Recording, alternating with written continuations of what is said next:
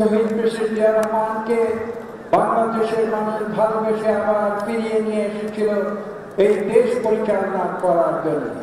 মাত্র ৩.৫ বছরে তিনি ধ্বংসপ্রায় বাংলাদেশকে বিশ্বের বুকে পুনরায় একটি সম্মানজনক জাতি হিসেবে প্রতিষ্ঠা করেছে। তারপরে আমরা কি দেখেছি? ৮০ দশকে দেখেছি সামরিক শাসন। দ্বিতীয় টার্নিং পয়েন্ট ৬ ডিসেম্বর ১৯৯০ সাল দেশনেত্রী বেগম খালেদা জিয়ার নেতৃত্বে বাংলাদেশ থেকে সামরিক শাসনকে উত্থান করে এদেশে পুনরায় পার্লামেন্টারি গণতন্ত্র ফিরিয়ে এনেছিলেন দেশনেত্রী বেগম খালেদা জিয়া।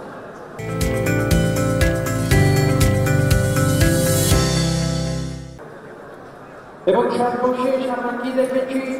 ৫ই আগস্ট ২০২৪ সাল।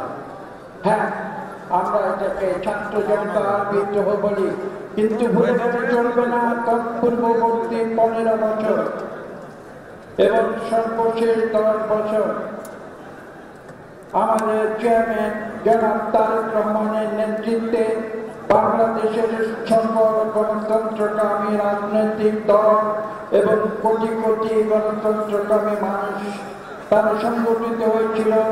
তারা একটি শৈল আওয়ামী লীগের অত্যাচার নির্যাতন মোকাবেলা করেছিল, কিন্তু তারা থেমে থাকেনি।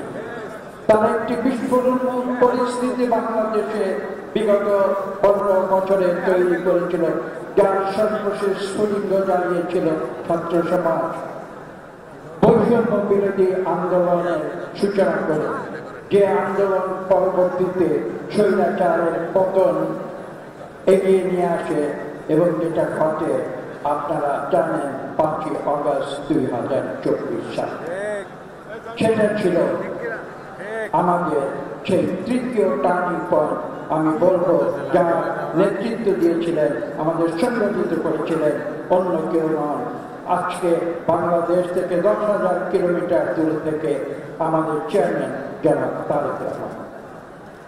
আমি বক্তব্য দীর্ঘ করবো না, আমি শুধু এইটুকু বলবো, এই ৫৪ বছরের বাংলাদেশের ইতিহাসে এই ৩টি টার্নিং পয়েন্ট স্মরণ রেখে আজকে আমাদের সামনের দিকে এগিয়ে যেতে হবে।